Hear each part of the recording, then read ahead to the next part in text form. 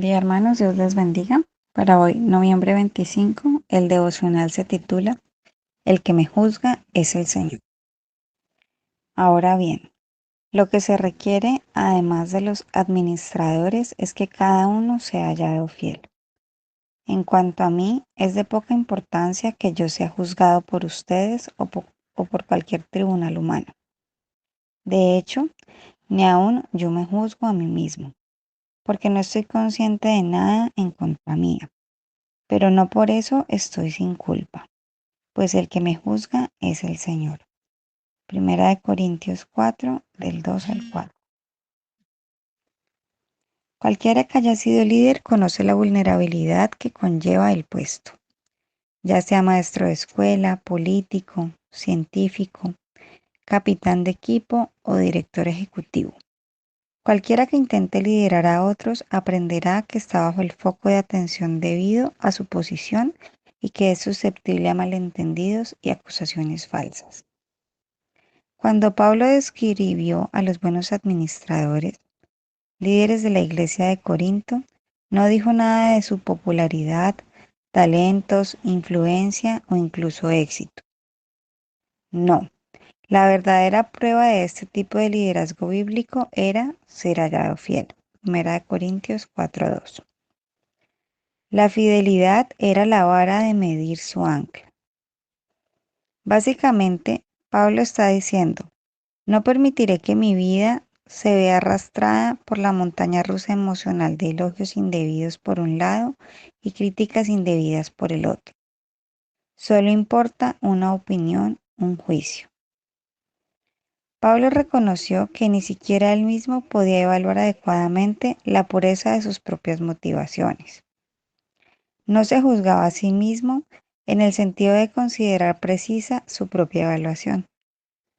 Por eso dijo, el que me juzga es el Señor. Reconoció que Dios estaba mirando todo su ser y que su exigencia era fidelidad.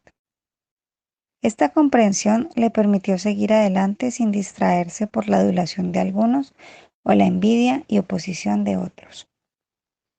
Cuando encuentras un liderazgo inepto en cualquier organización, probablemente podrás rastrear la incompetencia hasta un líder que se preocupó menos por liderar a las personas y más por agradarles, o que se preocupó menos por poner a los demás en primer lugar y se preocupó más por su propio prestigio.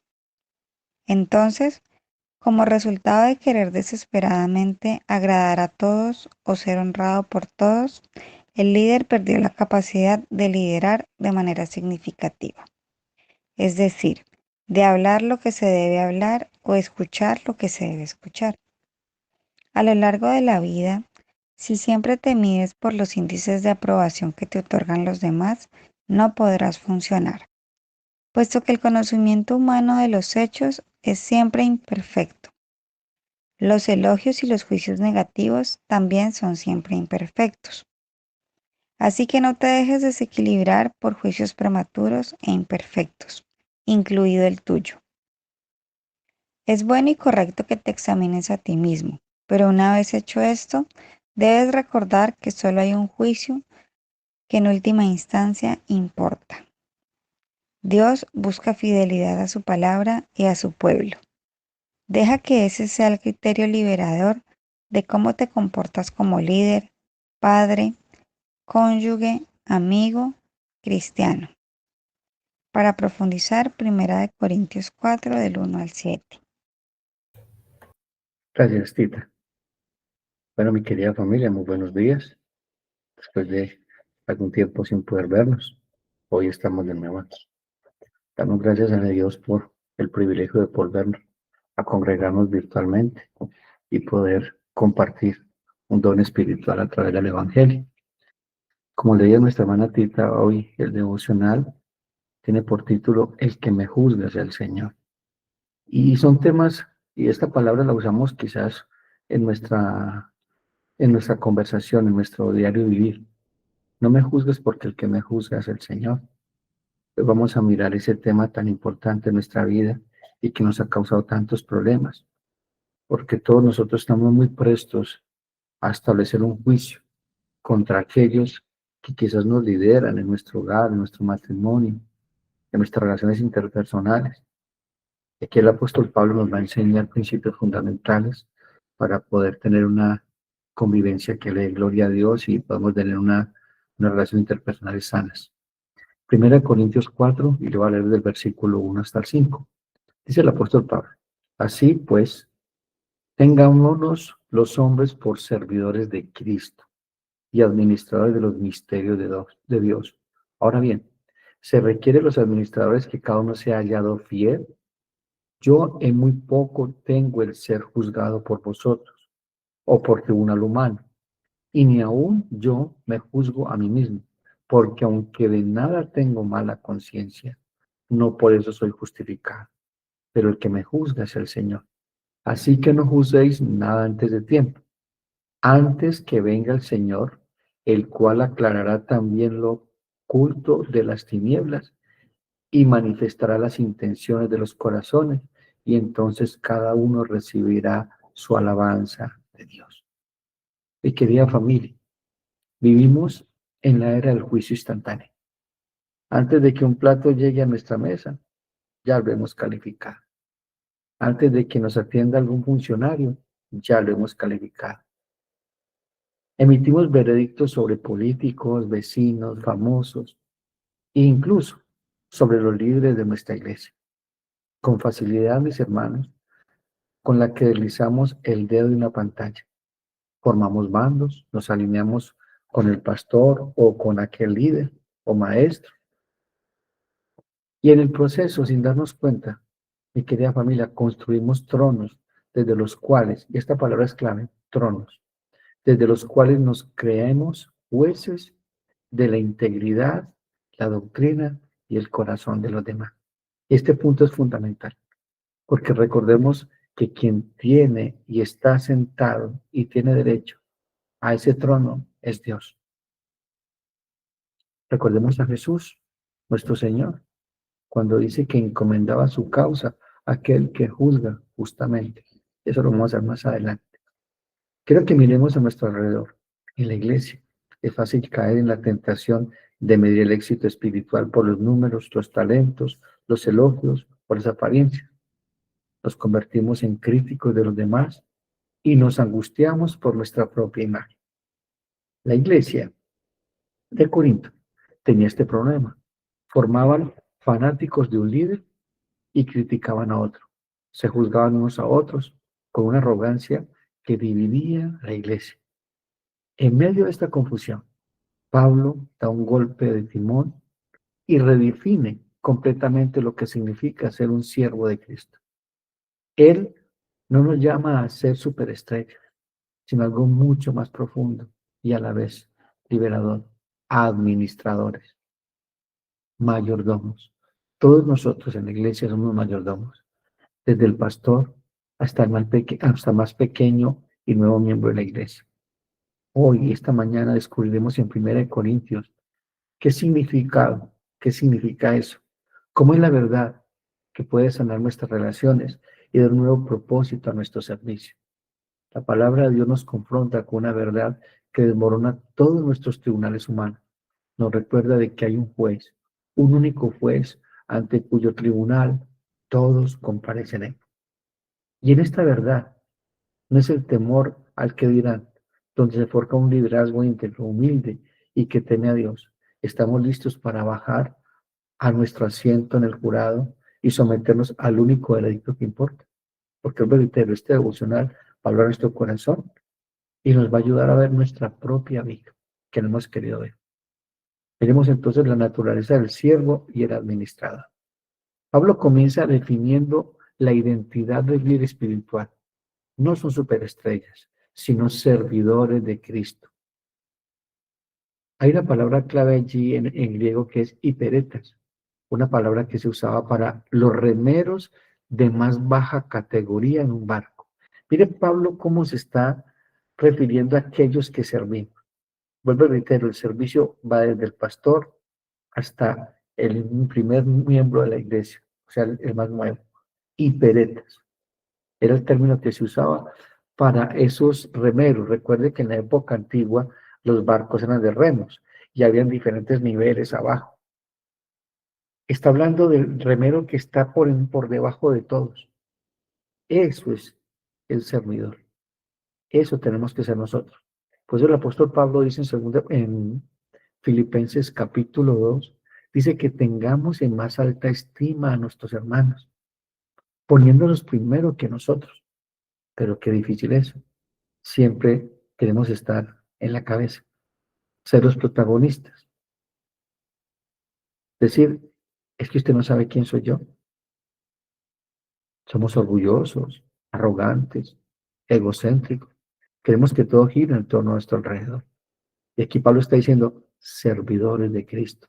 Recordemos que hizo el Señor Jesucristo, lavó los pies de sus discípulos y les dijo, esta posición la que tienen que tener los unos con los otros. ¿Será que esa es en nuestra vida, en nuestro hogar, en la iglesia, en nuestras relaciones interpersonales? Quizás no. Y esto es para todos. Entonces, era la fuerza laboral anónima que seguía las órdenes del capitán, es decir, los hiperetas, los remeros. Son administradores de los misterios de Dios. La palabra allí en griego es oikomos. Un administrador no era el dueño, manejaba los bienes de otros según las instrucciones del propietario. Nosotros somos servidores de Cristo. Él es el que da las órdenes. Él es la cabeza. Él es el que figura, no nosotros. Pablo dice en Romanos 1:1, Pablo, siervo de Jesucristo, llamado a ser apóstol, apartado para el evangelio de Dios. Todos somos siervos de Dios. Todos somos siervos del Señor. La gente no es nuestro siervo. Las personas, nuestros familiares, nosotros servimos a todos como si fuera el Señor. Recuerden esa palabra cuando Cristo dijo, tuve hambre, no me diste comer. Estuve enfermo, no me visitaste. Tuve hambre, no me diste comer. Señor, pero cuando tuvimos hambriento, enfermo, en la cárcel o desnudo, cuando no lo hiciste con unos pequeños. Cuando tú le sirves a alguien, le estás sirviendo a Cristo. Realmente cuando estás sirviendo a alguien, ves a Cristo como tu Señor. Son cosas que no han causado problemas en nuestras relaciones interpersonales. Y créeme que esto es para todos los que estamos aquí en este devocional. Fuimos llamados a ser siervos de Jesucristo. Y cada miembro de la iglesia es Cristo. Cada miembro de la iglesia es parte del cuerpo de Cristo. Tratemos a los demás como queremos que nos traten. Lo que llama la regla de oro, que dice el Señor Jesucristo en el Sermón del Monte. Aquí el apóstol Pablo establece la doctrina del misterio. El líder no es propietario de la iglesia, ni de la verdad, ni de los dones. Es un mayordomo, su autoridad es derivada y delegada. El contenido de su mayordomía es los misterios de Dios. El evangelio de Cristo, una vez oculto, ahora es revelado.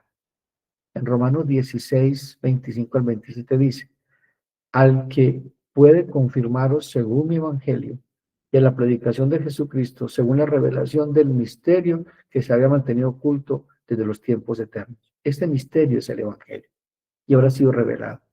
Pero la pregunta es, ¿cómo se revela en nosotros ese evangelio? ¿Como religión o como relación?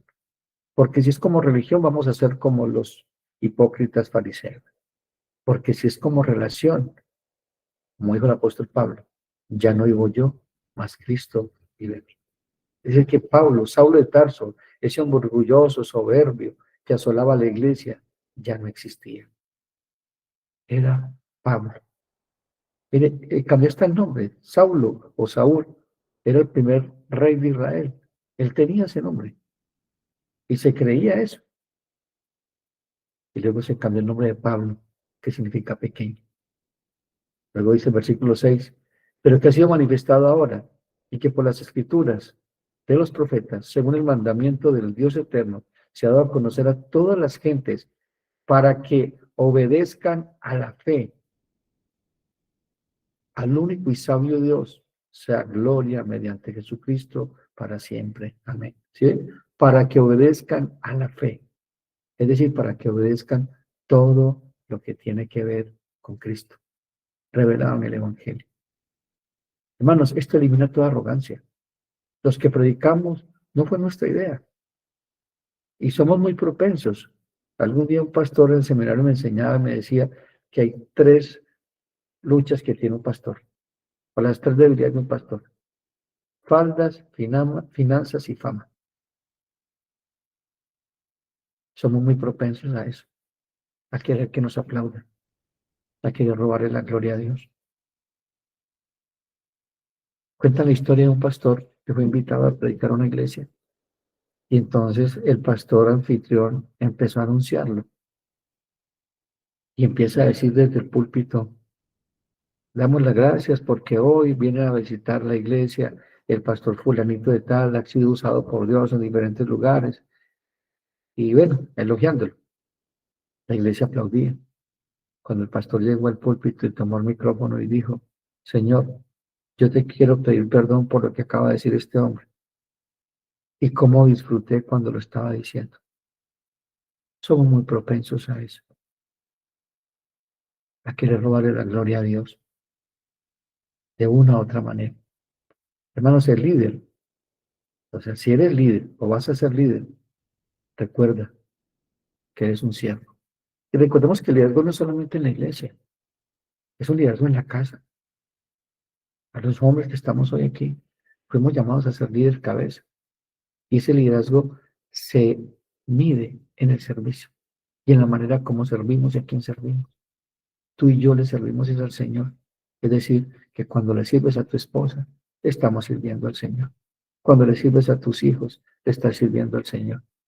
Mujeres, es lo mismo. Nos servimos los unos a los otros.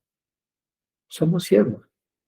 Nuestro llamado no es a construir un reino o tu propio reino, sino a ser fiel al reino de Cristo. La congregación, ¿cómo ven a sus líderes? ¿Como celebridades a admirar o como siervos a apoyar? Hermanos, la cualidad primordial que se busca es un administrador que sea fiel. No el carisma, no el éxito numérico, no la elocuencia, sino la confiabilidad. Es decir, que sea un hombre que esté en la presencia del Señor. Veamos el tribunal correcto, que es la liberación del juicio humano. Versículo 3 al 4. Yo en muy poco tengo el ser juzgado por vosotros o por tribunal humano. Ni aun yo me juzgo a mí mismo, porque aunque de nada tengo mala conciencia, no por eso soy justificado, pero el que me juzga es el Señor. Pablo hace una declaración radical. Le importa muy poco ser juzgado por el tribunal de Corintio o por cualquier tribunal humano. Incluso, va más allá. Y ni aun yo me juzgo a mí mismo. Y esto es crucial. ¿Significa que no debemos examinarnos? Claro que sí, claro que sí. Pablo dice: examinaos a vosotros mismos si estáis en la fe, o probaos a vosotros mismos, o no conocéis a vosotros mismos que Jesucristo está en vosotros, a menos de que estéis reprobados. Claro que tenemos que examinarnos, pero no juzgarnos, que es totalmente diferente. Pablo se refiere a un veredicto final. Nuestra autoevaluación está sesgada por el pecado. Podemos tener la conciencia limpia y aún estar equivocados. Eso dice: ni aún yo mismo me juzgo, porque el que tiene derecho a juzgar es Dios. Creo que es el Salmo 139, 23 al 24. Examíname, oh Dios, y conoce mi corazón. Pruébame y conoce mis pensamientos. Y ve si hay en mí camino de perversidad y guíame en el camino eterno. Es lo que dice el salmista. Examíname. Bueno, la mala conciencia no es el estándar definitivo de la justicia. La buena conciencia no es el sello final de aprobación. No se han escuchado ustedes un texto o una manera de nosotros hablar: es que Dios conoce mi corazón. Claro que lo conoce. Y a profundidad. Y Dios tenga misericordia de nosotros porque conoce todo aquí a nuestro corazón.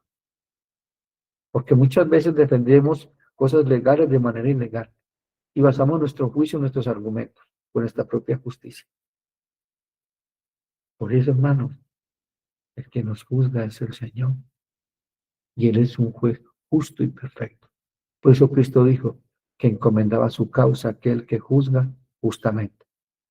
¿Y a qué se refiere este texto? Cuando Cristo está muriendo en la cruz, ¿qué es lo que dice? Padre, perdónalos porque no saben lo que hacen. ¿Podemos decir nosotros eso? ¿Está en esa misma posición de un corazón perdonador? ¿De un corazón que no quiere robarle la gloria a Dios y que se ha despojado de su trono? Porque esa es la invitación de Cristo a cada creyente. Todo aquel que quiere ser mi discípulo, niéguese a sí mismo, toma su cruz y sígueme. ¿Cuántos de nosotros tenemos problemas en nuestro hogar porque establecemos prejuicios? ¿O nos sentamos en la silla del acusador? Creo que todos los que estamos hoy aquí sentados escuchando este devocional.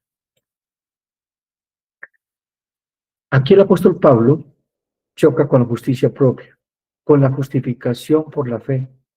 Dice Pablo, mi sanción subjetiva de fidelidad no me justifica. Mi reputación impecable ante los demás no me justifica. El que me juzga es el Señor. El veredicto final le pertenece exclusivamente a Él. Hermanos, esto es un golpe mortal al perfeccionismo y a la búsqueda de la aprobación humana. ¿Qué dice Jeremías 17, 9 al 10? Engañoso es el corazón, más que todas las cosas, y perverso. ¿Quién lo conocerá? Yo, Jehová, que escudriño la mente, que pruebo el corazón, para dar a cada uno según su camino, según el fruto de sus obras. Hermanos, el perito y arquitecto de la obra es Dios. Él es el labrador de la viña. Cristo es la viña. Nosotros somos los pámpanos. Y escuchen esto, en Juan capítulo 15 dice que Dios es el labrador de la viña. Miremos ahora la perspectiva hacia el juicio final, porque habrá un juicio y todos compareceremos. Los creyentes estaremos no en el juicio final, estaremos en el gran trono blanco, que es lo más hermosanante, las clases de escatología que vemos los viernes. Nosotros estaremos en el tribunal de Cristo. Pablo nos ordena, no juzguen nada antes de tiempo. ¿Cuál es el tiempo correcto? Hasta que venga el Señor. Nuestra visión es limitada, mis hermanos, y temporal. Solo vemos la superficie. Pero la segunda venida de Cristo es el gran día de la revelación. Es en ese día aclarar lo oculto de las tinieblas. Todas esas acciones secretas, esas motivaciones ocultas, esos sacrificios no vistos, esos pecados encubiertos serán expuestos a la luz de su santidad. Pablo nos recuerda en este texto que el juicio final es escatológico, es decir, a futuro. Está orientado hacia el futuro, hacia el momento en que el Señor, como juez universal, traerá justicia definitiva. Mientras tanto, vivimos como siervos de Cristo, administradores de los misterios de Dios, responsables ante Él y no ante los hombres. Hermanos, contemos claro de que yo le respondo al Señor. Y tenemos en mente esa verdad y que Dios tiene sus ojos como llamas de fuego y conoce todas nuestras motivaciones y nuestras intenciones. Nuestra perspectiva mirar al demás será diferente. No lo miraremos por encima de nuestros hombros, sino siempre mirándolos en alta estima, mirándolos como superiores a nosotros mismos, como dice Filipenses capítulo 2. Cuando el apóstol Pablo dice, haya pues este sentir que hubo en Cristo Jesús. Siendo igual a Dios en forma de Dios, no tuvo cosa que aferrarse, sino que despojó de sí mismo, tomando la forma de siervo. ¿Escuchan eso? La forma de siervo. Si Cristo se hizo siervo, ¿quiénes somos nosotros para no ser siervos? El Dios eterno, el creador del universo, se hizo siervo, como dice el tema principal de Marcos, el rey que se hace siervo y vino a dar su vida por muchos. Cristo dijo, yo no vine a servir, no a ser servido. Yo vine a servir y a dar mi vida en rescate por muchos. ¿Realmente tienes en mente eso? Que fuimos llamados a servir, independientemente de quién sea, creyente o no creyente. hermano o no hermana, pero somos muy propensos a servir al otro, aquel que me va a felicitar, aquel que me va a recompensar, aquel que me va a deber algo. Esa es nuestra dinámica en nuestra carne, en nuestra humanidad. El juez supremo, 1 Corintios 4, 3 al 4, nos presenta un contraste esencial. La suficiencia del juicio humano, la insuficiencia del juicio humano frente a la suficiencia del juicio divino. La justicia humana es parcial y limitada. Los corintios estaban juzgando a Pablo, no sobre la base de la verdad, sino sobre prejuicios, inseguridades y criterios humanos. Los juicios humanos están sujetos a la imperfección moral, la ignorancia de los motivos internos y la falta de una visión completa de la realidad. Hermanos, la Escritura nos enseña que todos los hombres son jueces imperfectos, como se refleja en la historia de los fariseos, que aunque veían las faltas ajenas, ignoraban las suyas propias. Mateo 7, 3 al 5. ¿Y por qué miras la paja que está en el ojo de tu hermano y no echas de ver la viga que está en tu propio ojo? O como dirás a tu hermano, deja de sacar la paja de tu ojo, he aquí que la viga en el ojo tuyo. Hipócrita, saca primero la viga de tu propio ojo, entonces verás bien. ¿Escucharon eso? Entonces verás bien. Es decir, tendrás un buen juicio, una buena interpretación acerca del pecado de tu hermano o acerca de la acción de tu hermano para sacar la paja de tu hermano. Esa no es la paja de tu enemigo, la paja de tu hermano, y esto es clave. Porque cuando alguien es tropiezo para cumplir nuestros planes, nuestros propósitos, nuestra voluntad, se convierte en nuestro enemigo. Aquí está hablando de tu hermano. Hermano, los juicios de Dios es perfecto y absoluto. El juicio de Dios, por otro lado, es omnicomprensivo y justo. Él juzga no solo las acciones externas, sino las motivaciones del corazón. Por eso es que la palabra de Dios, mis hermanos, lo dice en Hebreos, que es viva y eficaz y más cortante que toda espada de filos, y penetra hasta partir el alma y el espíritu, y las coyunturas y los tuétanos, y discierne los pensamientos y las intenciones del corazón. Y no hay cosa creada que no sea manifiesta en su presencia. Antes bien, todas las cosas están desnudas y abiertas a los ojos de aquel a quien tenemos que dar cuenta. La palabra del Señor es el filtro de medir o examinar nuestros pensamientos, nuestras acciones, o en la manera que estamos evaluando una circunstancia, una situación o una persona. Son un espejo. Nos muestra qué hay realmente en nuestro corazón. Incluso cuando estamos usando la palabra del Señor para justificarnos a nosotros mismos y tomar un juicio. Dios en su santidad no puede errar ni enjuiciar injustamente. En el juicio divino se hace pleno el principio de la justicia perfecta y la gracia soberana. Como dice Romanos 2:16, en el día en que Dios juzgará por Jesucristo los secretos de los hombres conforme a mi evangelio.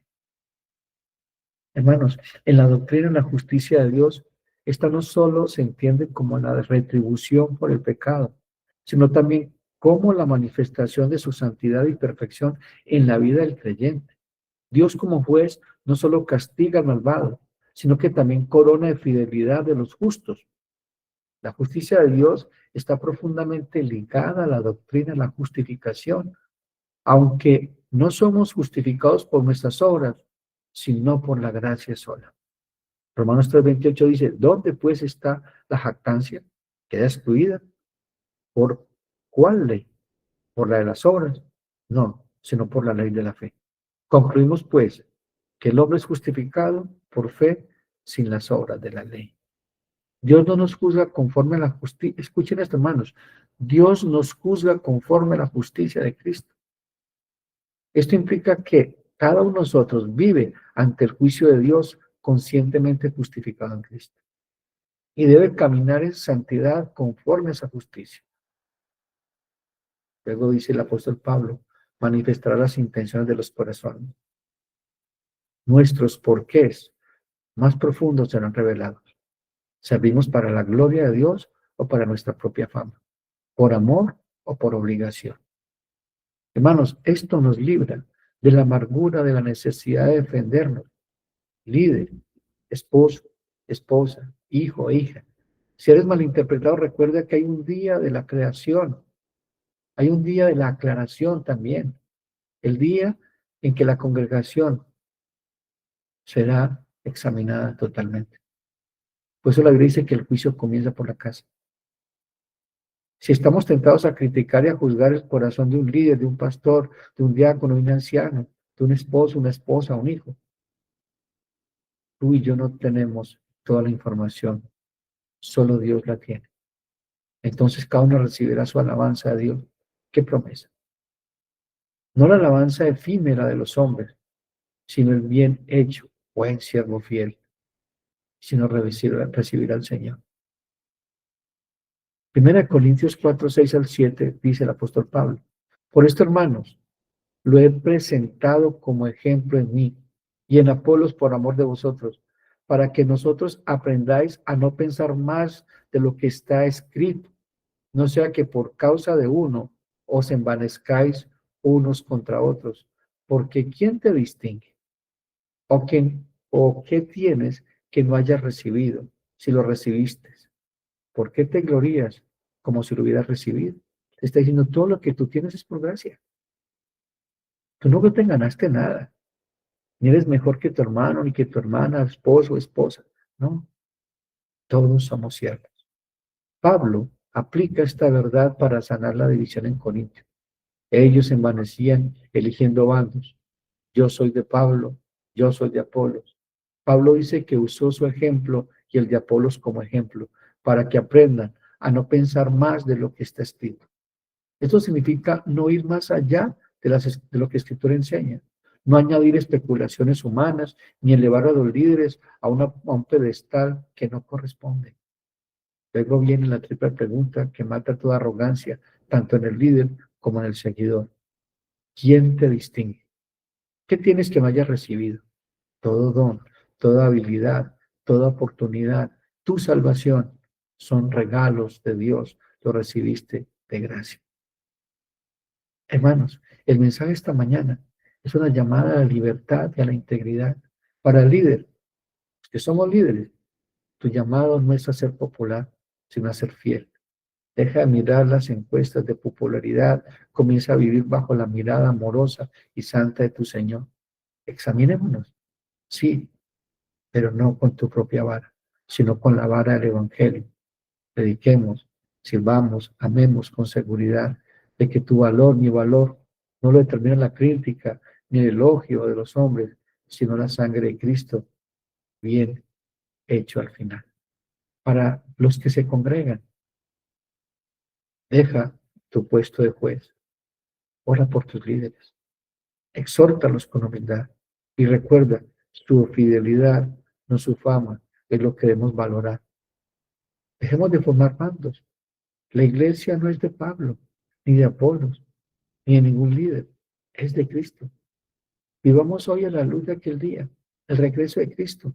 Trabajemos, sirvamos y amemos con la certeza de que hay un juez que todo lo ve, que todo lo pesa con justicia perfecta y que en Cristo nos mira con gracia. El que te juzga es el Señor y sus manos el veredicto para todo aquel que está en Cristo siempre será justificado, redimido mío. Y querida familia, en este pasaje que hemos estudiado, vemos las declaraciones más poderosas que Pablo hace una relación con el juicio, la justicia y la soberanía divina. En un mundo donde los juicios humanos son abundantes, rápidos e injustos, el apóstol nos invita a una reflexión profunda sobre el carácter de Dios como fue supremo. Este devocional no solo debe ser una exhortación a la fidelidad cristiana en el presente, sino una llamada a mirar hacia el regreso del Señor y el juicio final donde solo el Señor tiene autoridad para juzgar con justicia perfecta. De acuerdo a la soberanía de Dios, esperando con esperanza el día en que Cristo regresará como juez justo y fiel. Mi querida familia, esta ha sido devocional para el día de hoy. Vamos a orar. Padre bueno, Rey